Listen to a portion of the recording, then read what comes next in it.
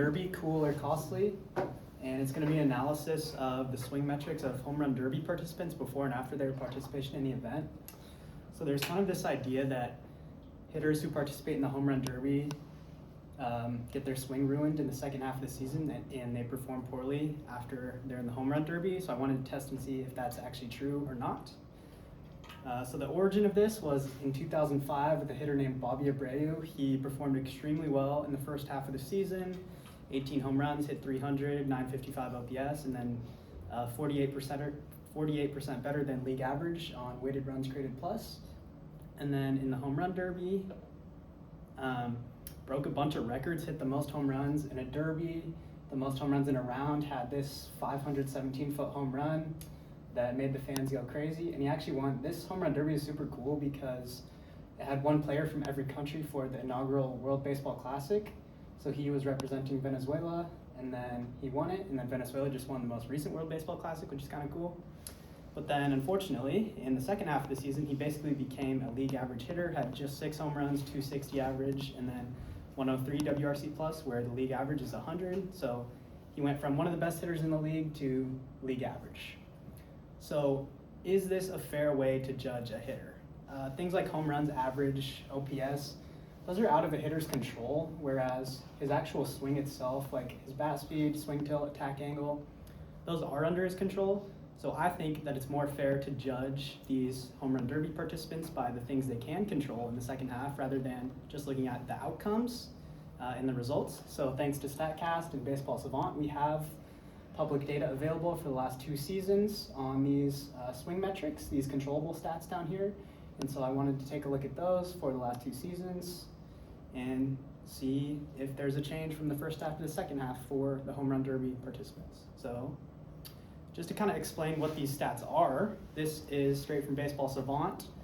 This is going to be Cal Raleigh's swing from last season, and the red arrow will be the attack angle, the green will be attack direction, and then the kind of neon circle around him will be the swing path tilt. And so when I reference those later on, these are kind of the stats that I'm talking about. So that's just his swing right away. And then this red arrow here is his attack angle right at contact. So he's moving 18 degrees upwards towards the ball at contact. And then attack direction, 8 degrees to the pull side for a left-handed hitter, or he's a switch hitter, but in this he's left-handed. 8 degrees pull side, and then swing path tilt is 35 degrees, the angle of the bat when compared to his body at contact. And then 75 miles per hour bat speed is pretty good.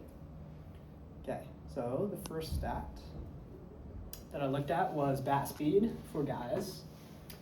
Overall, the bat speed stays pretty similar from the first half to the second half. We see jumps from a few guys. Junior Caminero was a guy who broke out last season, and so in the second half of the season, his bat speed went up a little bit.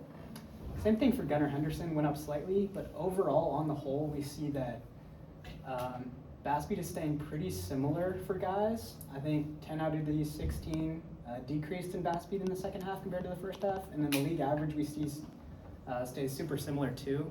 So not much of a correlation between bat speed and the home run derby. So the next one is ideal attack angle rate, which Baseball Savant defines as having an attack angle between 5 degrees and 20 degrees to match the plane of the pitch properly. And we see 14 out of these 16 guys went down. Byron Buxton went down about 7%, and then Alec Boehm went down 15%, which is terrible.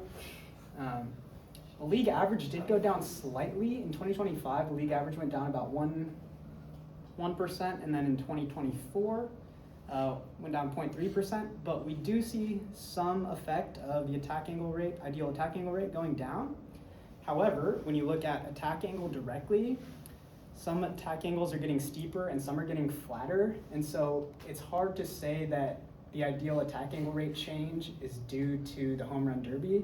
I would say it's more due to number 1, fatigue, and then number 2, pitchers and coaching staffs having a better understanding of how to attack hitters in the second half of the season, which is why the ideal attack angle rate is going down. We see that the attack angle, if the attack angle was moving a single direction, I think it would be more fair to say that the ideal attack angle rate going down is caused by this home run derby, but since this is kind of unexpected, I don't think it's fair to say that. Like a guy like Marcelo Zuna got a lot flatter, but then Cal Raleigh stayed super steep, so I think this kind of contradicts the idea that ideal attack angle rate going down is because of the home run derby.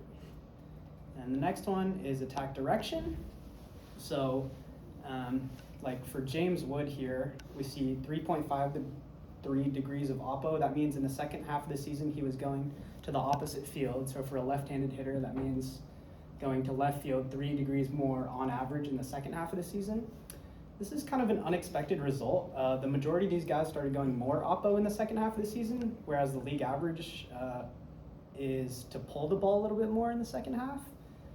I think you would possibly expect that hitters in the home run derby start to pull the ball more, because in the home run derby you want to pull the ball, you want to hit pull fly balls and hit home runs.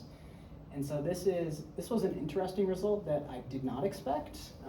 Like in 2024, Bobby Witt is the only guy who started pulling the ball more in the second half compared to the 7 other guys who went more oppo. And so I think this could just be due to random chance and is not necessarily explained by the home run derby either. And then final stat I looked at was swing tilt, which is the relationship of the bat compared to the body at contact. And the majority of these guys are staying really similar from the first half to the second half. Same with the league average. I think Jazz Chisholm got a bit flatter.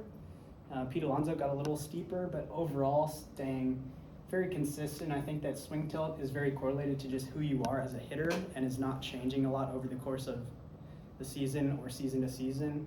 And so not much of a correlation there with the home run derby either. So in conclusion, I think that there's not enough evidence to suggest a change in swing metrics in the second half of the season after participation in the home run derby. So if a coach or GM came up to me and asked me like, hey, should we let this hitter participate in the home run derby? Is it going to ruin their swing? I would say no. There's not enough evidence to say that it's going to change their swing or it's going to ruin them in the second half of the season. So just let them play. The home run derby's cool, it's fun, it's awesome. So let them participate. Thank you.